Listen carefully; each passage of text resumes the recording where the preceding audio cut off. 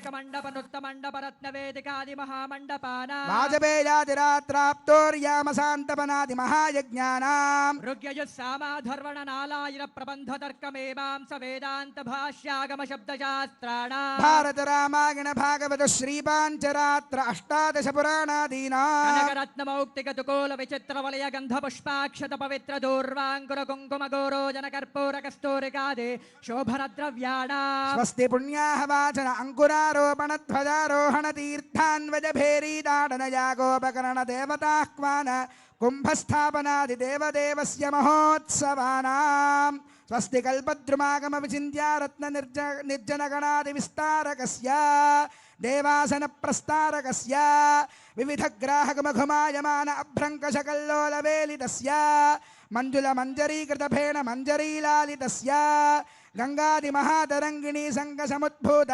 మంగళాభ్యంగ శృంగారకస్య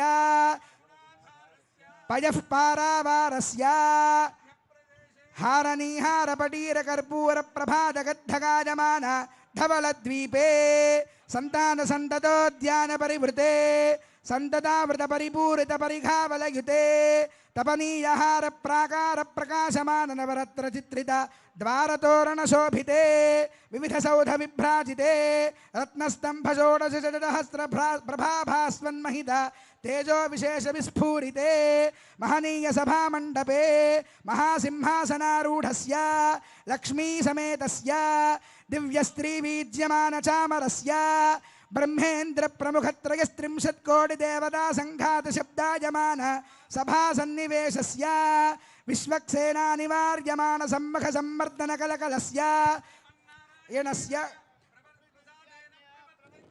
అస్య దేవదేవస్య భగవతో నారాయణస్య ప్రసాదేన ప్రవర్తినానాం లగ్నహోరాత్రే కాణనవాంశ ద్వాదశాంశ త్రింశాంశ త్రింశదంశకానాం నిరంతరమనుకూలానాం శుభశోభనానాం స్వస్తి సర్వే గ్రహాః శుభనక్షత్రయుక్తాః. సరిగ్గా మధ్యాహ్న సమయం అర్చక స్వాములు మీ అందరికీ ఆ జీలకర్ర బెల్లాన్ని చూపిస్తూ ఉన్నారు. సరిగ్గా అందరూ కూడా సేవించండి, అందరికీ దర్శింపజేస్తూ ఉన్నారు. మధ్యాహ్న సమయం, మధ్యాహ్నే కర్కటే లగ్నే అని రామచంద్రమూర్తి అవతరించినటువంటి సమయం. ఈ సమయంలోనే సుముహూర్తంగా నిర్ణయించారు, అభిజిల్ లగ్నం అన్నారు. కనుక అంతా కూడా సేవించండి. ఆ స్వామివారికి అమ్మవారికి గోవిందా ధ్రువంతే రాజా వరుణో ధ్రువందేవో బృహస్పతిః ధ్రువంత ఇంద్రశ్చాగ్నిశ్చ రాష్ట్రం ధారయతాం ధ్రువం అయం ముహూర్తః సుముహూర్తోస్తి భవంతో మహాంతో. రాజా రామచంద్ర భగవాన్ కి, సీతామాయికి, లక్ష్మణ స్వామికి, పవన సుత హనుమాన్ కి, భద్రాద్రి రామ గోవింద, వైకుంఠ రామ గోవింద, ఓంకార రామ గోవింద, రామనారాయణ గోవింద, లక్ష్మీ రమణ గోవింద,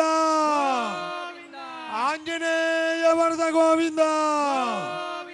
జై శ్రీరామ్, జై శ్రీరామ్, జై శ్రీరామ్. సుముహూర్తం అయిన తర్వాత ఇంకా మాంగళ్య పూజ, మాంగళ్యధారణ అయిన తర్వాత వారణమాయిరం అని ఆ వేడుక, ఆ తర్వాత తలంబరాల వేడుక, ఇవన్నీ ఉన్నాయి. ముహూర్తం అయిపోయింది కదా అని కళ్యాణం అయిపోయినట్లు కాదు, కళ్యాణం ఇంకా ఉంది. కనుక అందరం సావధానంగా చూద్దాం, కళ్యాణ ప్రక్రియనంతా కూడా సేవిద్దాం. మనం ముఖ్యంగా మన తెలుగు వాళ్ళ అదృష్టం ఏమిటంటే వైదికమైనటువంటి పద్ధతిలో కళ్యాణం అనేటువంటిది మన తెలుగు వారికి ఉన్నది. మిగతా రాష్ట్రాల్లో ఉండేటువంటి వారిది వైదికం కాదా అని అడగొద్దు నన్ను. కానీ ముఖ్యంగా మన తెలుగు వాళ్ళ అదృష్టం ఏమిటంటే వేదం చెప్తున్నది ముహూర్త సమయానికి వధూవరులిద్దరూ ఒకళ్ళనొకళ్ళు చూసుకోవాలి అని. ఆ చూసుకోవాలి అని అంటే ఏం చేయాలి అని అంటే దానికి మంచి ఆచారం పెట్టారు. అప్పుడు అంతకుముందు కూడా చూస్తారు, వాళ్ళు చూసుకోవచ్చు, కానీ ముహూర్త సమయానికి చూడాలంటే ఏం చేయాలంటే జీలకర్ర బెల్లం పెట్టుకుంటే ఒకళ్ళ నెత్తి మీద ఒకళ్ళు చేయి పెట్టుకొని జీలకర్ర బెల్లం పెడితే వాళ్ళను మాత్రమే చూసేటువంటి అవకాశం ఉంటుంది. కనుక అలాంటి సుముహూర్త సమయానికి మనకి ఇటువంటి గొప్ప ఆచారాన్ని ఏర్పాటు చేశారు. అదే తెలుగువారి ఆచారమే, తెలుగువారి పెళ్ళియే భద్రాచలంలో జరుగుతుంది. నిజానికి సీతారాముల కళ్యాణం తెలుగువారి పెళ్లి కాదు. ఆయన ఉత్తర దేశంలో అవతరించాడు, అయోధ్యలో అవతరించాడు రామచంద్రమూర్తి. అయోధ్యలో అవతరించినటువంటి రామచంద్రమూర్తికి కన్యాదాన సమయంలో జనక మహారాజు ఆ సీతారాములిద్దరిని ఎదురెదురుగా నించోబెట్టి, ఇయం సీత మమ సీత మమ సుత సహధర్మ చరీతవాని, ఓ రామా, ఇదిగో నా కూతురు చేతిని నీ చేతిలో పెడుతున్నాను. ఈ రోజు నుంచి ఇప్పటిదాకా నా సుత, నా కూతురు ఈవిడ, రేపటి నుండి నీకు సహధర్మ చరీతవా, రేపటి నుంచి నీకు ధర్మచారిణి అవుతుంది అని చెప్పి చేతిలో చేపెట్టి పాణిగ్రహణం చేశాడు ముహూర్త సమయానికి. సీతారాములకు కళ్యాణ సమయంలో అయోధ్యలో త్రేతాయుగంలో జరిగింది పాణిగ్రహణం. కానీ భద్రాచలంలో మాత్రం వారిద్దరూ ఒకరినొకరు చూసుకునేటువంటి చూపులు కలిసిన శుభవేళ. అటువంటి గొప్ప ఆచారం మనకి భద్రాచలంలో ఉంది. తెలుగువారి కళ్యాణం